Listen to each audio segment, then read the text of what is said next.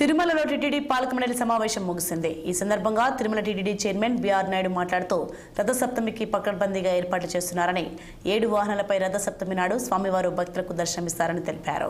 2 నుండి 3 లక్షల మంది భక్తులు ఆ రోజు తిరుమలకు వస్తారని అంచనా అని, రద్దీని దృష్టిలో ఉంచుకుని రథసప్తమి నాడు అన్ని ఆర్జిత సేవలు, ప్రత్యేక దర్శనాలు, సిఫార్సు లేఖలపై వీఐపీ బ్రేక్ దర్శనాలు రద్దు చేశారని తెలిపారు. ఫిబ్రవరి 3 నుండి 5వ తేదీ వరకు తిరుపతిలో ఎస్ఎస్డి టోకన్లు జారీ నిలిపివేస్తారని, 1250 మంది పోలీసులు, 1000 మంది రథసప్తమికి భద్రత కల్పిస్తారని తెలిపారు.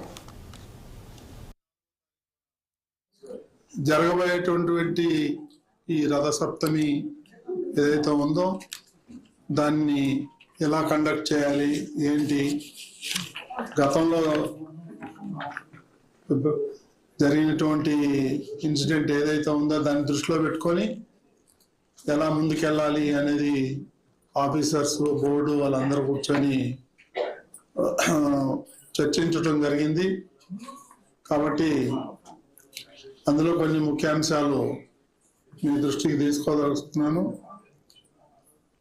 ప్రతి సంవత్సరం జరిగేటువంటి శుక్లపక్ష సప్తమి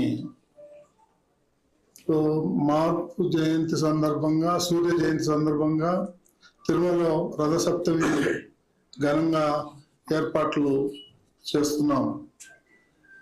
రథసప్తమి రోజున ఉదయం నుండి సాయంత్రం వరకు 7 వాహనాలపై మలయప్ప స్వామి వారు ఊరేగుతూ భక్తుల్ని ఆశీర్వదిస్తారు.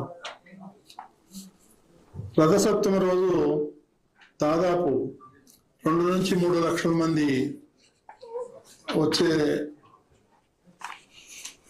అవకాశం ఉంది. కాబట్టి దానికి తగ్గట్టుగా అన్ని ఏర్పాట్లు చేయటం జరుగుతూ ఉంది. రాజన్న సిరిసిల్ల జిల్లా గంభీరావుపేట మండల పరిధిలోని గోరంట్ల